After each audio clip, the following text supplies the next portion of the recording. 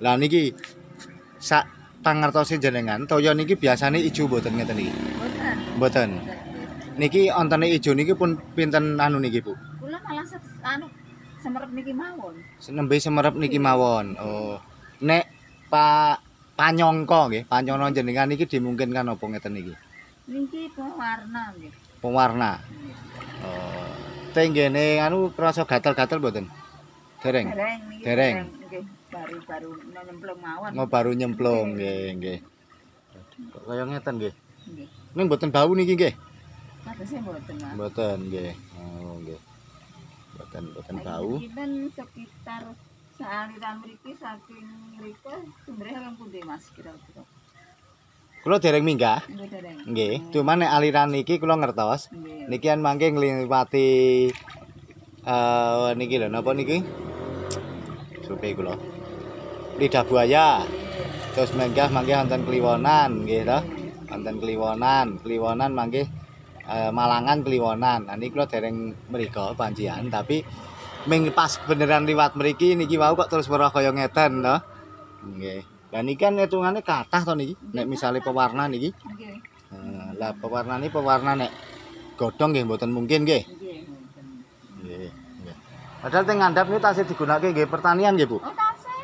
Tasih nggih. Nggih, wong ini aliran niku Nggih.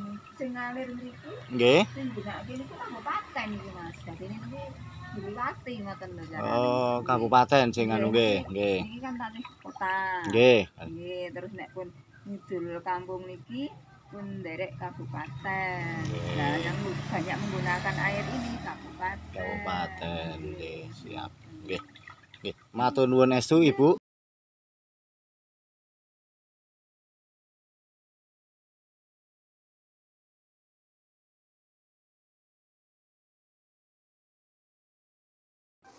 Assalamualaikum warahmatullahi wabarakatuh. Selamat pagi pemirsa Transformasi TV dimanapun Anda berada. Saat ini Anda bersama kami berada di kediaman Bapak Petrus. Beliau adalah seorang pengamat lingkungan air sungai gitu Pak ya, khususnya ya Pak ini. Karena terkait dengan adanya pembuangan limbah dari CVLB yang mengakibatkan dampak, kemudian ada beberapa masyarakat yang perikanannya dalam arti ternak ikannya mati gitu. Dan di sebelah saya adalah Bapak Srianto Ahmad, beliau adalah ketua dari lingkungan LSM lingkungan ya Pak. Mohon diperkenalkan Bapak. Nama saya Srianto Ahmad, ketua lembaga atau LSM lingkungan hidup Trans Global Green Indonesia yang berkantor di Semarang. Nah ini di Semarang ya, jadi saya berdatangan jauh-jauh.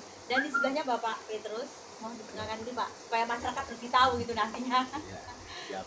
Ya, nama saya Petrus Widiatno. Ya. Nah, kebetulan saya memang peduli ya, dan bukan peduli tapi berusaha untuk ya berbagi terhadap ekologi, karena sadar tidak sadar kita ini hidup bagian dari ekosistem bumi. Iya, terima kasih Pak atas waktu yang diberikan kepada kami selaku tim reportase dari Transformasi TV. Langsung saja Bapak, dengan adanya pembuangan air limbah itu sebagai pengamat lingkungan khususnya dari air sungai ini, apa pendapat Bapak sejauh ini, karena memang ini sudah menimbulkan dampak ya, dampak langsung, belum nanti ini karena ini menyangkut dengan pembuangan B3, nanti ini akhirnya akan berapa tahun ke depannya nanti akan menimbulkan akibat terhadap manusianya itu sendiri, dampak existing. Bagaimana penjelasan dari Bapak itu? Ya, ini pertama saya harus menjelaskan tentang kronologi ya, sehingga pada tanggal 8 Ya. tanggal 14 itu saya terhubungi oleh teman tentang adanya buih itu di Kali Gandek dan itu kami datang itu memang sekitar jam 12 malam. Yeah. 12 malam kemudian kami cek lokasi dan segala macam, sudah banyak orang, dan saya cek sebelum sampai ke aliran, sebelum indikasi waktu malam itu ya, indikasi itu tidak. Kemudian setelah sebuah pabrik yang tadi tersebut tidak budaya, saat ini kita bisa menyatakan begitu, itu memang berbuih. Nah, kemudian kita dapati saat itu ikan sapu-sapu pun mati. kan gitu ya. Artinya di situ tingkat keparahan ya, dari limbah tadi cukup dalam. Sapi-sapi ini kan kategori hewan yang mampu beradaptasi dalam sebuah kondisi air yang surut sekalipun. Iya. Kemudian sampai jam 3, jam 7.15 menit kurang sedikit itu di tanggal 15 ya, tanggal 15-nya tepat di hari Jumat itu air masih begitu berdui. Nah, dengan kami sebagai beberapa peternak memang kita dapati ikan-ikan di kolam itu mati, ikan di kolam mati. Dan dalam perkembangannya itu memang sudah ada pendataan kemudian dari beberapa warga dan korban gitu ya, para korban. Kalau menurut kita ukuran kemarin pertemuan para petani itu estimasi di dampak langsung gitu ya, yang mati korban itu belum terhitung nilai jual ya. Nilai jual itu belum baru ada dampak langsung. Berapa besarnya nominal ya? Itu baru 2,7 ton dari petani. Dan di dalam aliran ini kemarin itu kan sampai di pertanian pengguna atau pemanfaat airnya itu wilayah kabupaten, khususnya Desa Mertoyudan, Dusun Kedungdowo, Desa Salaan. Nah, Dusun Salaan itu yang wilayah kabupaten. Nah, wilayah kota adalah Tidar Utara, Tidar Selatan, itu yang terdampak paling banyak. Ya, itu kalau secara kronologi. Ya, ini sifatnya konfirmasi ya Pak. Gitu. Kemudian sampai sejauh ini apakah sudah ada tindakan mediasi atau apa kepada masyarakat sekitar yang nantinya mungkin langkah-langkah apa yang akan diambil itu, apakah Bapak dilibatkan dalam pertemuan itu? Nah, terkait dengan pelibatan memang kami mendengar ya ini flashback kembali itu pasca pertemuan tanggal 20 itu mengadakan informasi akan ada keterwakilan untuk dilakukan mediasi oleh DLH Kota begitu. Nah, kemudian yang memberi informasi adalah kabupaten. Kemudian itu sampaikan juga kepada beberapa teman yang dibetulkan didapat tanggal 20 petani itu. Nah, sampai di hari Kamis malam sebelum tanggal 20 kemarin itu Jumat tanggal berapa ya? Jumat kemarin itu tidak ada konfirmasi pemberatuan tanggal tentang adanya rapat tersebut. Nah, tapi kemudian dibenarkan beberapa kawan dan dari Dinas Lingkungan Hidup Kabupaten, kemudian Peternakan Kabupaten juga hadir mewakili. Nah, sudah sampai di sana dan kemudian saya dapatkan undangannya share itu bentuk PDF itu, tapi bukan kepada kami, bukan kepada saya atau teman-teman kami, tapi hanya tertentu dari dinas itu. Nah, hasilnya apa dari pertemuan tersebut sampai hari ini dari pihak-pihak terkait juga belum konfirmasi. Oh gitu Pak, ya. Jadi hanya itu yang terkait Bapak. Kemudian di sebelahnya Bapak siapa Mas, saya ingin menjelaskan Bapak, apakah ada eksis hukumnya Pak? Karena ini menyangkut hajat hidup, ekosistem, kelangsungan ekosistem itu sendiri. Kalau ini dibiarkan terus-menerus seperti ini, hanya sebuah tindakan mediasi kemudian ganti rugi, apalagi nanti akan tidak berekses lagi ke depannya, karena nanti kalau tidak ada perbaikan dalam sistem pembuangan waste atau air limbah ini akan berekses ke depannya, menunjukkan existing kemudian. Mohon penjelasannya Bapak Sekian Thomas sebagai Ketua Lingkungan Hidup Transgrindo gitu ya Pak? Ya, Transgrindo itu Trans Global Green Indonesia. Ya begini, kami karena sebagai ketua LSM yang bidangi lingkungan hidup ya, terutama Trans Global Green Indonesia, ini saya sebagai ketua umumnya yang berkantor di Jatisari ya, Semarang. Ini kan begini, apa yang menjadi terang oleh Pak Petrus kan, Pak Petrus ini teman lama ya. Aku juga malah melintang di mana Pak itu. Dia anak masalah sungai gitu, Pak Petrus artinya. Nah, kalau saya hanya persoalan dari sisi mungkin etika dan normanya, bahwa sebetulnya lingkungan hidup itu sebenarnya di dalam undang-undang tentang PPLH, tentang Iya. Undang-Undang Nomor 32 tahun 2009 itu sudah banyak merinci, bahkan sudah negara Indonesia itu sudah banyak tuh PP-nya tentang IPAL juga sudah ada regulasinya, Iya. tentang pelimpahan katakan mengeluarkan atau membuang limbah BP3 itu juga ada aturannya, limbah Iya. bahan beracun itu.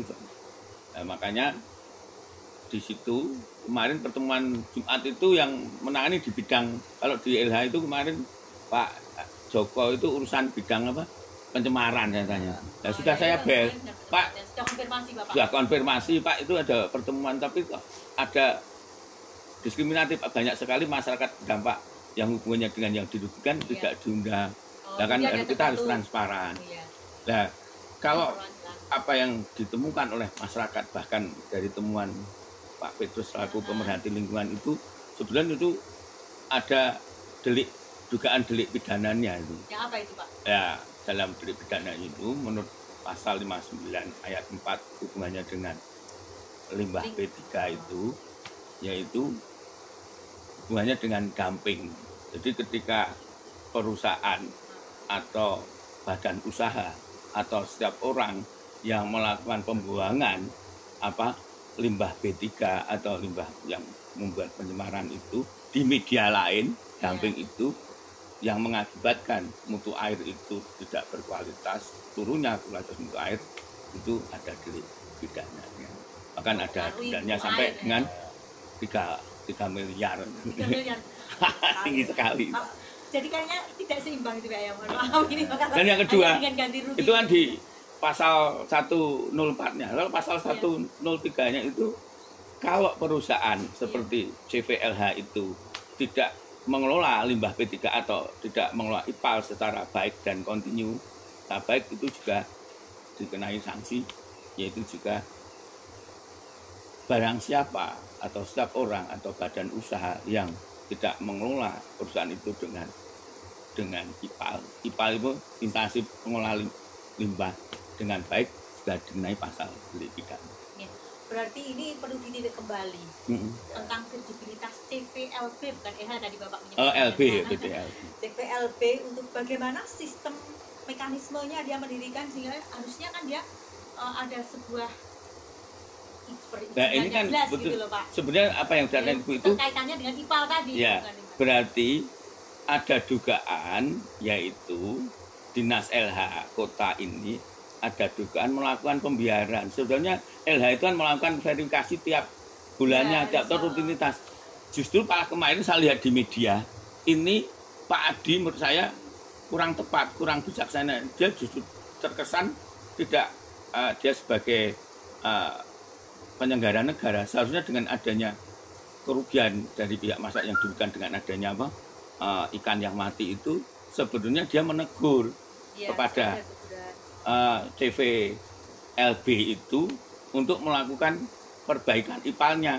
Justru dia tidak mengalihkan ke arah pidananya atau teguran secara administrasi tertulis teguran administrasi baik tertulis atau perdata atau pidana, tapi justru dia mengalihkan hanya mungkin dari sisi ganti rugi. Dan hanya seperti ini ya akhirnya tidak mempunyai daya efek jera kepada sebuah perusahaan. Dan di samping itu penyelenggara negara termasuk Dinas Lingkungan Hidup itu juga ada dugaan melakukan pembiaran atau namanya crime omission. Jadi melakukan pembiaran yang seharusnya menjadi tanggung jawab dia untuk melakukan teguran untuk demi sebuah tegaknya hukum, cuma hukum lingkungan hidup. Karena ini memang berhubungan dengan lingkungan, mana ini yang kedepannya mungkin bisa menimbulkan merusaknya ekosistem, kerusakan ekosistem yang lebih luas nanti, karena ini tadi seperti yang disampaikan Bapak Petrus, bisa tidak hanya kota saja, bisa sampai Mertoyudan, bahkan lintas ke Bahkan tadi Pak kabupaten. Petrus Ordo ya. Ordo ya. Mungkin Jadi gini ya, Jelaskan, Pak Wan, Pak. saya coba menambah sehingga di dalam konteks regulasi perundangan dan segala macam mungkin dari Bapak Sianto yang lebih paham. Maka Iya. saya coba menambah saja pada sisi temuan lapangan. Iya, Dan gimana, itu Pak, pada temuannya sisi itu? lapangan kan itu pada lapangan. Sehingga misalnya kita runut ke belakang, sebenarnya ini sudah sering terulang dan mengulang. Di tahun 2019 itu buih juga begitu besar. Tepatnya Oh, tanggal 3 bulan 7 Itu kira-kira 2019 ya, itu kemudian sudah juga tersampaikan. oh gitu. Dan kemudian sebelum tanggal 14, yaitu seminggu yang sebelumnya, itu tanggal 8 bulan 7 2022 ini yang kita lokus ya, lokasi yang jadi titik cemar ini kan namanya Lokus Kali deliktinya. Gandean. Kali Gandean ya. Nah, Kali Gandean ini berwarna hijau. Berwarna hijau, dan itu juga sudah menjadi perhatian Dinas Lingkungan Hidup Kota. Waktu itu sudah sampai ada uji sampel. Iya, Nah, namun sampai hari ini kembali lagi tadi hal yang ditemukan itu juga tidak tersampaikan ke publik. Nah, Oh, ya berarti- kemudian terkait dengan tanggal 14 dan 15 bulan 7 yang kemudian berbuih dan mendampakkan pada korban langsung banyak tadi, itu memang ini Dinas Lingkungan Hidup juga sudah melakukan pengambilan sampel juga katanya. Oke. Nah, namun hal-hal tadi saya menambah dari Pak Sianto, mungkin yang dilakukan baru sebatas pragmatis, ganti rugi, belum terhitung nilai dan segala macam, belum lagi kerusakan atas biota sungainya. Nah, biota sungai. Nah, menjawab pertanyaan itu, bahwa sungai ini tepatnya Kali Gandek ini kan sebenarnya dari hulunya itu hulu pintu sadap di Imanggis di Kliwonan. Nah, kemudian dia akan bertemu dengan pintu Koras di Manggis juga yang dari Mbaden itu di Tempuran nama desa Dusun Salaan. Nah, ini akan terbawa menjadi Kali Salaan itu di Kali Elo. Dan Kali Elo menuju. Nah, Kali Elo. Saya mempunyai video yang beredar itu sebenarnya video kami tanggal 15 jam 7.15 menit itu sudah sampai di Elo dan sudah meluas ke sana. Nah, menjawab pertanyaan apakah ini nanti akan berdampak luas, pasti karena di Elo ini ada pemanfaat rafting dan juga habitatnya lebih panjang kan gitu. Nah, berbicara tentang administrasi sungai, Elo ini adalah wilayah Sungai Ordo 2, artinya dia sudah Progo terpanjang 59, berapa kilometer, dan ini juga bagian dari penyangga kualitas Progo tentunya. Nah, ini namanya Ordo 2, sehingga normalisasi Progo itu juga terkait dengan hulu-hulu di mana penyuplainya kan gitu. Iya. Berarti sangat bahaya Nah. sekali ya. Dampaknya akan luas, kayaknya memang tidak kelihatan kasat mata Dan gitu. itu keduanya kita juga tidak mampu mengontrol peredaran dari tanaman padi yang sudah terpanen dan dimungkinkan sekali itu adalah terpapar racun kan itu. Artinya kan ini sebuah kejahatan yang luar biasa ketika kita meracuni ya siapa konsumen yang tidak bisa terkontrol tadi kan. Nah, ini kami juga membagikan bukti. Kalau di satu tempat Tidar Selatan itu ada namanya Pak Manggung, semalam juga kita diskusi. Dia sudah berupaya untuk membentuk sawah itu menjadi organik. Nah, ini kan harus di revitalisasi ulang atau dikontrol ulang atau bagaimana. Jangan sampai beracun ya. Ini berdampak pemulihannya bagaimana, berdampak di kualitasnya atau tidak. Ini menjadi beban siapa untuk pemulihan revitalisasinya. Dan kalau kita sebagai masyarakat yang awam, tentu untuk melakukan pengujian dan riset gitu ya, istilahnya riset kualitas air atau kualitas dari padi yang terpapar tadi pun masih tidak memiliki kemampuan kan itu berjaring dan segala macam. Nah, ini kan tentunya yang harus menjadi peran dan atau semacam kepedulian dari mereka orang yang memiliki kompetensi di bidang itu.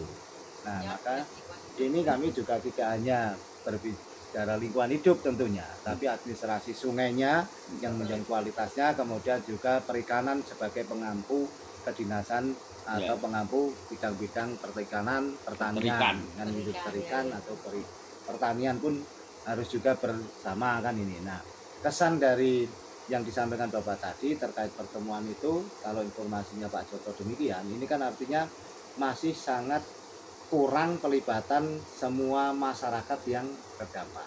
Nggih. Nah, belum lagi di luar sana ada pemanfaat lain, pemancing dan Oh ya. sebagainya. Ya Nggih. mungkin belum Pak itu baru Nggih. mewakili. Ya, Mungkin nggih. seperti itu kita Nggih. perlu positif thinking Nggih, Mbak, nggih. supaya ini kedepannya akan lebih baik. Gitu. Ya. Nah ini adalah sebuah wacana ya dari Nggih. Bapak Sianto Ahmad dan Bapak Ini harus Petrus. ini saya penyelenggara negara Ya. ini kita berharap kepada DLH kota ya harus transparan, Ya. harus ada transparan. Bagaimana IPAL-nya di CVLB itu apakah sudah memenuhi syarat Ya, atau sudah kadaluarsa harus diganti karena sekarang perbaikan, IPAL ya. sekarang itu harus digital. Iya. Semua kebetulan digital itu maksudnya begini. Jadi kalau air itu tidak sesuai kadarnya nanti di keluar itu juga dia akan di digital itu akan melihat oh ini tidak sesuai, dia kan dari operatornya itu Secara akan ya, otomatis. Pak, ya.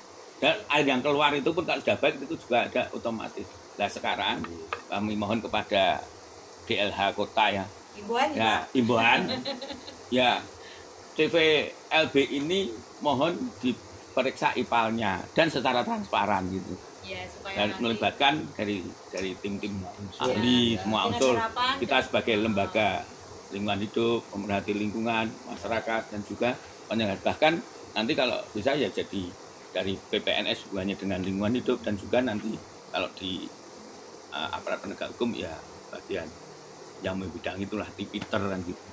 kalau ada pelanggaran. Kalau ada dugaan gitu. Ya semoga yang menjadi harapan kami semua, kita semua ini akan menjadi kenyataan. Peran DLH sangat kita butuhkan untuk bagaimana menstabilkan ekosistem ini, karena nanti dampaknya ini akan meluas, tidak hanya di lingkungan sekitar.